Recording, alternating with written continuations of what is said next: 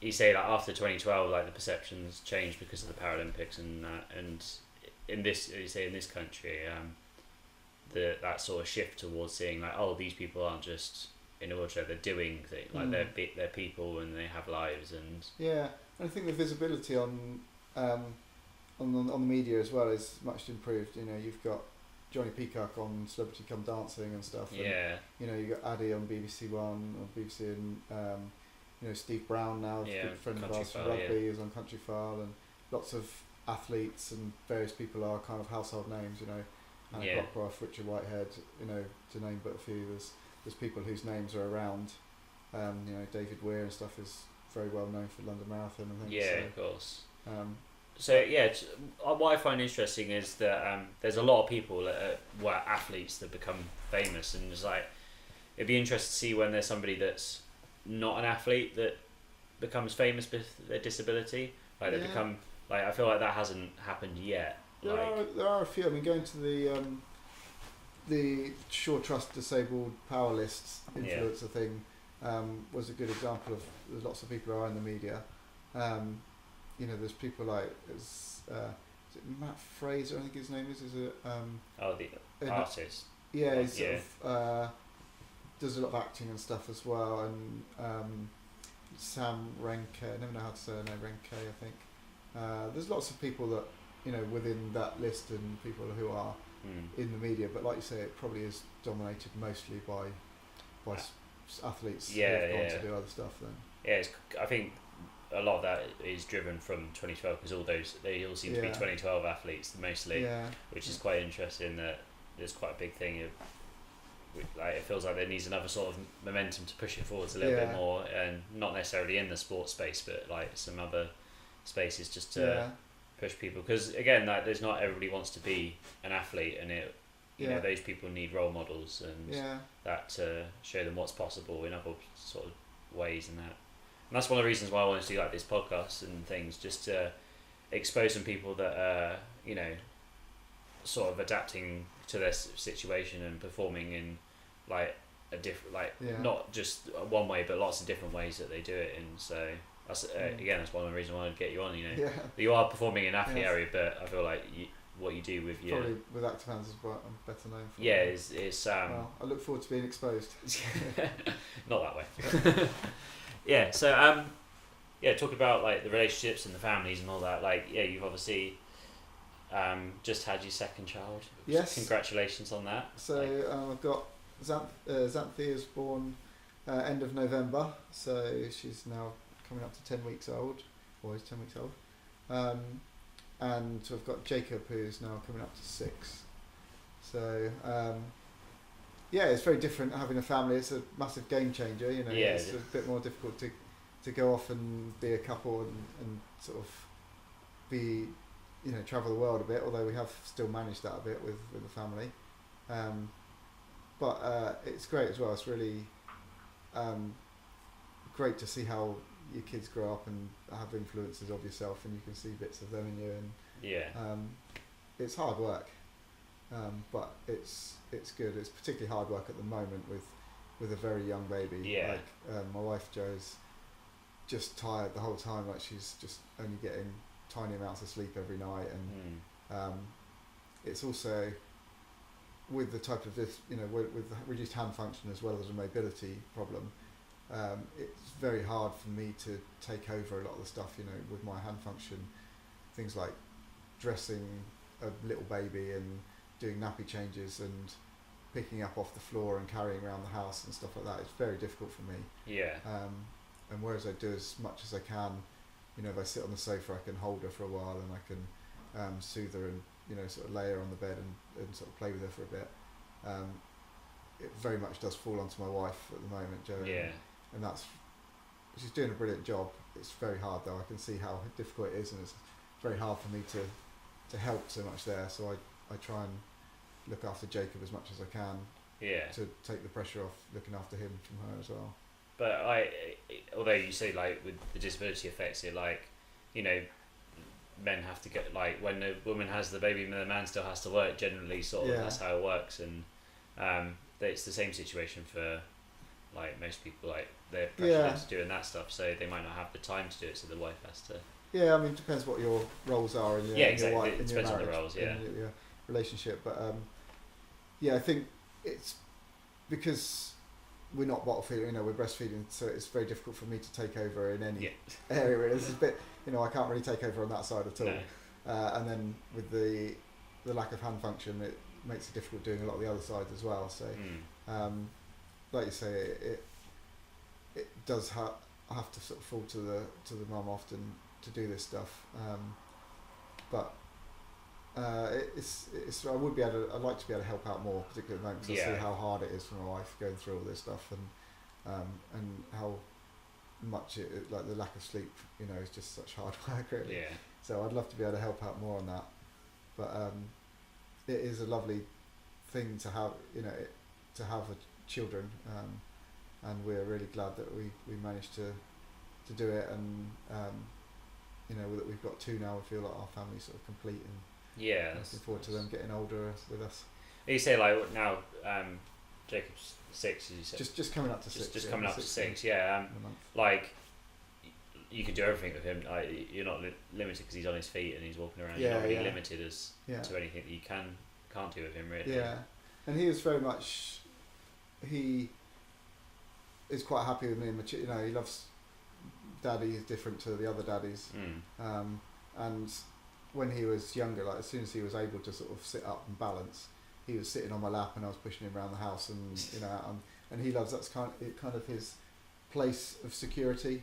So whereas he'd be happy in Joe's arms as well. If he's a little bit scared, if he can sit on my lap, it just he sort of leans against me in my chair, and that's his real place of security. So if he's a bit scared of something, he feels quite calm there and relaxed, and that's a nice feeling. And I can sort of push him around, and Does he do the wheelchair himself?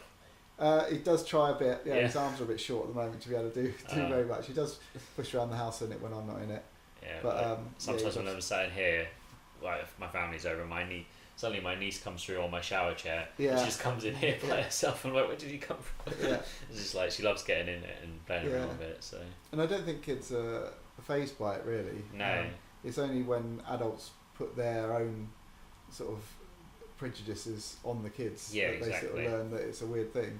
It's good for them to grow up in that sort of environment and sort of be respectful of somebody that might be a bit and just ask questions. They don't have any filter, do they? They're like, when I go and drop Jacob off at his school, then all the kids are sort of quite happy to ask questions which maybe their parents feel a bit embarrassed about.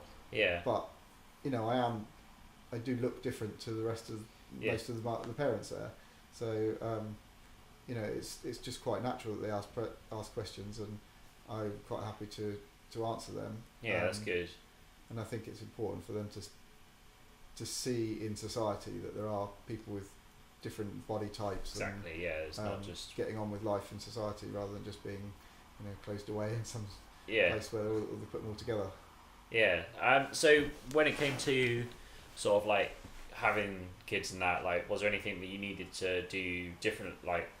Because it's sort of one of those things that you only know if you ask a doctor really about, like the conceiving and like having the baby. Like, was there anything that you needed to do differently, or like what was that like? There was. We had to be a bit more technical about things. Like it's. You'd have to go into details if you don't. I'll go into some details. It is. You have to. It was a bit different. You sort of separate sex from procreation, essentially. So it's it becomes a little bit less fun when you're trying to actually have a baby, because you have to make sure you're doing it right. And there's various different ways that people will manage. Some people will have to go into hospital and have sort of medical intervention. We managed to essentially be quite medical about it, but in a home environment. So there's a sort of, for me, I needed to use a sort of special vibe to help me, and then we sort of. It's just a vibrator thing you use to help you ejaculate. Yeah, basically. So you then just have to be a bit.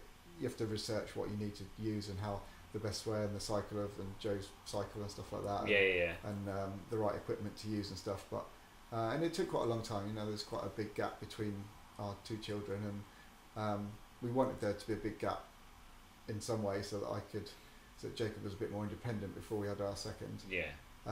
But it still took sort of about a year to get pregnant. And yeah, it's quite it can be quite hard work sometimes, but you know, some people will find it easy, and it all will depend on those involved, you know. Was that like quite a stressful time then for that, or was it? Sometimes, yeah, because you've got the sort of cycle of, you know, getting ready to try and then trying, and then you got a couple of 2 weeks wait and see what happens, and then do you make it? No, okay, we've got another 2 weeks to wait until we try again, and all this sort of stuff, and it's just a sort of a waiting game, not knowing what's going to happen. But you know, we've managed it twice, so congratulations. Yeah, so it's good. It can be done, and you know, like I said, we managed to do it in a bit more of a sort of medical way, but at home. Yeah, so it's it's still something you did together. Yeah, but you know, some people may need to go and use hospital stuff or IVF or whatever. You know, it depends. You know, so many people can have a similar injury at the same level, or people with different disability types, and it can affect you so differently. So it just depends. Yeah, I feel like if someone says they've had their injury, and it's like there's no reason why you can't not have a family. Definitely not. There's always an option. Like if it's not natural, there's the home way, there's the medical way in the hospital, IVF, or there's always adoption at the end of the day. If none of those options are available. That's what we got into. You know, we thought, you know, if we don't manage it, we'll keep trying for a bit longer, and then maybe we'll look to adopt a second one. Yeah. But yeah, it's nice to be able to have your own if that's possible. Yeah, of course. There's the stages to go along. Yeah. So it's like when I've been talking to doctors in the past, and that they said like generally like that's it, there's not many people that have to go down the adoption route. So the actual spinal injury doesn't really affect that. Yeah. It's just more the act of getting the sperm to the egg rather than the epice. Yeah. Well, I think a lot of people these days are taking a sample of sperm quite soon after injury, aren't they? And then like freezing that. Yeah. And I don't think I had that as an option, or I don't remember. I don't think it's an option anymore. Okay, maybe you have to decide to do that. Yeah, it's like you have to say that we're trying for a kid now, and then you can go down those routes. Yeah. But yeah, that might be an option that you could pay for, as maybe initially after injury or something, because your sperm does decrease in motility, and it can a little bit after your injury, but there are ways of improving that with your health and various other ways. But so well, like you say, you're an example of how it can happen, and how it's important to show these things, you know, to people that have got spinal injury and to people that don't. So like the perception is that, you know, you're not just an asexual being stuck to a wheelchair all the time. You know, you have lives and families, and you know, you're happy and and you know, before you have a family, you've still got, you know, you still want to be a young guy or a young person, whoever you are. You know, you've still got desires and sexual needs, and you know, wants to be a full person, and it's not just about the family as well. You know, this whole, you know, aspect of being a person, which is not just about your mobility and stuff, isn't it? Yeah, exactly. Yeah, when I was because when I had my injury, it was like sort of the dawn of sort of online dating. So I did a little bit of that, and like I got the first question I often get was, "Can you have sex?" And I was just like, yeah. Like, but it's an important question to people, isn't it? Yeah, it's quite disconcerting. It's when it's the first question that somebody asks, not, "Hey, how are you?" Yeah, it's less of a filter face to face. You know, you can say what you want online, can't you? Those sort of things without offending someone. Well, when you can't see their reaction, you don't feel that you've offended them so much. It's interesting.